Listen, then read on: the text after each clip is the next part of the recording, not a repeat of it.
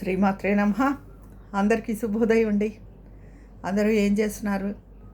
మాకైతే వర్షాలు రాలేదు కానీ వాతావరణం కొంచెం చల్లబడిందండి. రాత్రి నుంచి పొద్దున్న లేవగానే కొంచెం చల్ల గాలి అది వేస్తోంది. రాత్రి కూడా గాలి వేసింది కానీ వర్షం ఏం రాలేదు. గాలి వేసిందంటే భయం వేస్తుంది, ఎందుకంటే ముందు కరెంటు తీసేస్తున్నాడు. వాళ్ళు బయట ఉన్న చల్లదనం లోపలికి రావట్లేదు, ఇబ్బంది అయిపోతుంది అని. కానీ కరెంట్ ఏం తీయలేదు, కాసేపు గాలేసి తగ్గిపోయింది. ఇప్పుడు మాత్రం పొద్దున్నుంచి మబ్బుగా చల్లగా ఉంది. మరి చూడాలి వర్షం పడుతుందా ఏంటి అని చెప్పి. కాస్త అంత పిచ్చెండలు తగ్గి వాతావరణం మారితే కాస్త అందరూ ఇదవుతారు. పాపం రోడ్ల మీద అమ్ముకునే చిరు వ్యాపారులు ఈ పళ్ళు అవన్నీ అమ్ముతారు కదండి, కాయగూరలు, పళ్ళవాళ్ళు మరి సైకిళ్ళ మీద మామిడి పళ్ళు ఇవి అన్నీ అమ్ముతుంటారు. పాప అలా నుంచుని అలాగా పాపం ఎలా తట్టుకుంటారా అనిపిస్తుంది ఈ ఎండలకి. అది మరి వాళ్ళ వృత్తి అది. ప్రతి మనిషి బ్రతికున్న నాళ్ళు ఈ పొట్ట కోసం సంసారం కోసం కష్టపడాలి కదా, తప్పదు అని బాధగా అనిపిస్తుంది ఏమిటో. అది ఆ ఎండాకాలం ఎవరి దగ్గర నాకు అందుకని బేరం ఆడాలనిపించదు ఎక్కువ, ఎందుకంటే పైగా అవి సీజనల్గా వచ్చేవి, అప్పుడే కదా రెండు డబ్బులు చేసుకుంటారు వాళ్ళు అనిపిస్తుంది.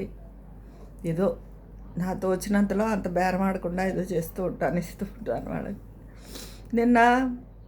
నేను వంట చూపిస్తూ ఉంటాను కదండి, రోజుకో వంటలో అసలు నేను చేయట్లేదు ఆ ఛానల్లో. ఈ ఎండాకాలం వచ్చినప్పటి నుంచి 2 నెలల నుంచి స్టవ్ దగ్గర ఉండి ఓ చేత్తో ఫోన్ పట్టుకుని షూట్ చేయలేక మానేసా. మన ఛానల్లోనే ఈరోజు నేను ఇవి వండాను అని ఆ వంటని కూడా వివరిస్తాను, ఇదిలాగా అని.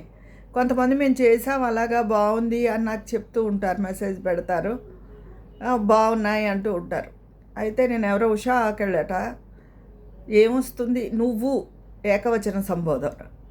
మరి ఆవిడ వయసు ఎంతో నాకు తెలియదు, కానీ ఏ వయసో అయినా మీరు అనడం ఒక మర్యాద కదా. నువ్వు డబ్బు సంపాదన కోసం నువ్వు వంటలు చూపిస్తున్నావు, ఎవరికి ఉపయోగం? ఓ 100 మందికి వండి వడ్డించు, అప్పుడు మెసేజ్ ఇచ్చిన దాన్ని అవుతావు, ఇలాంటి పనులు చెయ్యాలి అని కామెంట్ పెట్టింది. నేను ఈ చేత్తో ఎప్పుడు చెప్తా, ఈ చేత్తో చేసిన దానం ఈ చేత్తో తెలియకూడదు అలాగా. అంతేగాని నేను అవి చేశాను ఇవి చేశాను ఈ దానాలు చేశాను అని చెయ్యండి. ఈ మాసంలో మంచిది దానం చేయండి, ఎవరికైనా దానం చేయండి, మందులు పుస్తకం ఏ అవసరాన్ని బట్టి చేయండి అని మీకు చెప్తూ ఉంటాను నేను. అంటే దాని అర్థం ఏంటి? అది నేను చేస్తే కదా మీకు చెప్తాను నేను. నేను ఏ దానాలు చేశానో అడిగి తెలుసా? నేను 100 మందికి వడ్డించి ఆ వీడియో పెట్టాలట, అప్పుడు అందరికీ కూడా అలా చేస్తారట. నేను చేసిందే అవతల వాళ్ళు చేయాలని లేదుగా. అయినా నేను చేసిన దానాల గురించి నేను పెద్ద గొప్ప ఇలా చేశాను అలా చేశానని డప్పు కొట్టుకోవాలా? అప్పుడు ఆ దానానికి విలువే ఉండదు. అలాగే నా వంట ఆవిడకి నచ్చలేదు అనుకోండి, ఛానల్ చూడడం మానేయడమే, వంట చేయడం. దానికి పెద్ద నువ్వు డబ్బుల కోసం అంటే షార్ట్స్లో వంట చూపించినంత మాత్రం డబ్బులు ఏమో వచ్చేదండి. షార్ట్స్ 5K రాని 10K రాని ఓ 2 రూపాయల కన్నా వెయ్యడు, అది తెలియదేమో ఎవరికి. ఏదో యూట్యూబర్స్ అనగానే లక్షలు డబ్బు గడిచేస్తారు అనుకుంటారు. అవి ప్రమోషన్లు చేసి వాళ్ళకి ప్రొడక్ట్స్ ఇవి వాడండి అని చెప్పి వాళ్ళకి వస్తాయి డబ్బులు. నేను అలా ట్యాగ్ చేసి ఏ ప్రోడక్ట్ని నేను కొన్నానో ఇది మీరు వాడండి అని చెప్పను. ఎన్నో రకాలుగా యూట్యూబ్ చెప్తూ ఉంటుంది, ఇలా చేసి ఇంకా ఎర్న్ చేసుకోండి ఎక్కువ ఇదినని, ప్రమోషన్స్ గురించి ఇవన్నీ కూడా. అవేవి నేను చెప్పను. ఉత్తినే నా ఛానల్ మోటివేషన్ ఏవో వీడియోలు కుటుంబ సంబంధించినవి ఇలా ఉంటూ ఉంటాయి అని ఆడవాళ్ళకు కొంచెం ధైర్యం వచ్చి ఇలా చెప్తాను అంతే. పైగా నువ్వు అని సంబోధన, ఒక మర్యాద లేని వ్యక్తి అలా మాట్లాడితే నేను తీసేయచ్చు, ఆ కామెంట్ని నేను రిమూవ్ చేసేయచ్చు.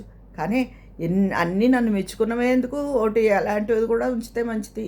నాకు దిష్టి కూడా ఉంటుంది, అందరూ మెచ్చుకుంటారు అని అనుకుంటారు కదా, అది దిష్టి అలా పోయింది అనుకుంటాను.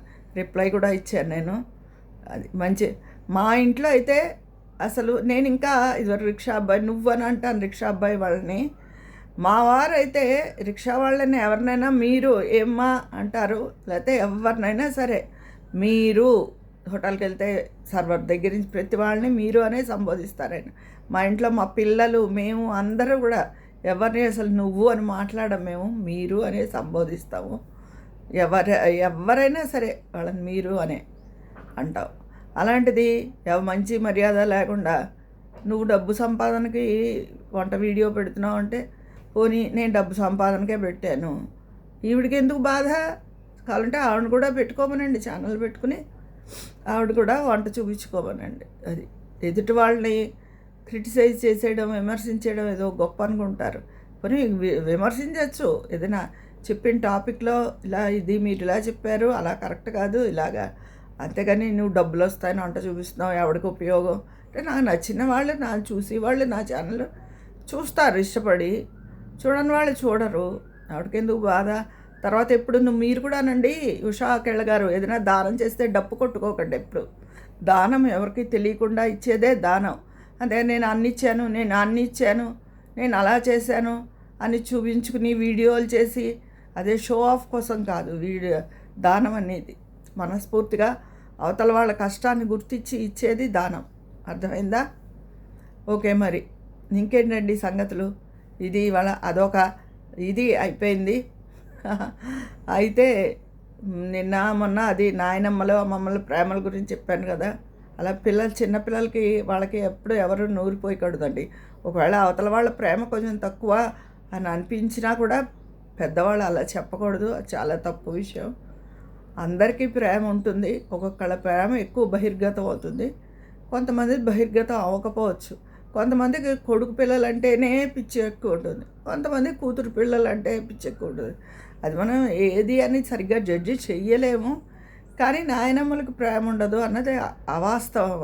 అది వాళ్ళు ఎంతో ప్రేమగా ఉండి వాళ్ళు నాకు తెలుసు, నేను చూశాను. ఏదైనా అలవాటు వాళ్ళు దగ్గర చేరిక బట్టి ఉంటుంది. అది అంతకన్నా ఏమీ లేదు. అసలు కన్నా వడ్డీ ముద్దు అంటారు. అసలు పిల్లలే చంటి పిల్లలు మనవలు వాళ్ళే ఎక్కువ ముద్దుగా అనిపిస్తారు మన పిల్లల కన్నా కూడాను. అదొక విషయం. అయితే ఇప్పుడు రిజల్ట్స్ వచ్చేసి హడావుడిలో ఉంటారు కదండి అందరూ. ఆ చిన్నపిల్లలు పోనీ ఎంసెట్లో ర్యాంకులు కొట్టిన వాళ్ళ గురించి అయితే పోనీ అప్పుడైనా కొంచెం అనుకోవచ్చు.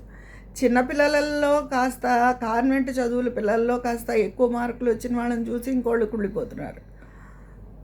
అది ఒక్కొక్కళ్ళు అలా అని మీ పిల్లల మీద చిన్నపిల్లల మీద ఒత్తిడి తీసుకురావద్దు పేరెంట్స్ దయచేసి. ఒక్కొక్కళ్ళ మేధస్సు ఒకలా ఉంటుంది, ఒక్కొక్కళ్ళ మేధస్సు ఒకలా ఉంటుంది. మీ పిల్లలు అంత పైకి రావాలి, అవతల వాళ్ళలా అంటే మీరు కొంచెం కేర్ తీసుకోండి. నెక్స్ట్ దక్షిణామూర్తి స్తోత్రమును సరస్వతీదేవి ఎప్పుడు వాళ్ళ బదులు మీరు పఠించండి. అంటే వాళ్ళు ఇంకా చిన్నపిల్లలు కాబట్టి వాళ్ళు కొంచెం వయసుకు వచ్చాక వాళ్ళకి నేర్పించండి కొంచెం ఎదిగి కొద్దీ. అంతేగాని అలాంటి ఉపయోగకరమైన పనులు చేసి వాళ్ళ మేధస్సును పెంచాలే తప్ప మీరు కేర్ తీసుకుని ఇలా దేవుడివి దక్షిణామూర్తివి సరస్వతీదేవి చదువుకుని. సరస్వతీదేవి అసలు ఎప్పుడు ఎవ్వరూ అయినా చదవాలండి, వయసుతో నిమిత్తం లేదు. ఎందుకంటే అందరికీ జ్ఞానం ఒకేలా ఉండదు. ఎప్పుడైతే మనం అజ్ఞానంతో ఏవో పనులు చేసేస్తాం, అజ్ఞానమే పాపం, అవి మనకి సరైన ఫలితాన్ని ఇవ్వవు. అందుకని ఆ మనుషుల్లో ఉన్న అజ్ఞానం పోవాలి అంటే ఆ సరస్వతీదేవి పాదాలు పట్టుకోవాలి ఎప్పుడూను. అప్పుడు మనం చేసిన పని సవ్యంగా ఉండేలాగా ఆ తల్లి జ్ఞానాన్ని ఇస్తుంది. ఇదండి ఈరోజు నేను చెప్పే విశేషాలు. ఇందులో పెద్ద విశేషాలు ఏమీ లేవు. అందులో కొంత టైం నాకు వచ్చిన విమర్శ కామెంట్ గురించే చెప్పాను. ఉంటాను మరి. మీ అభిప్రాయాలు కామెంట్ బాక్స్లో తెలియజేసేస్తారా? మీ స్నేహితురాలు విజయ పన్నాల.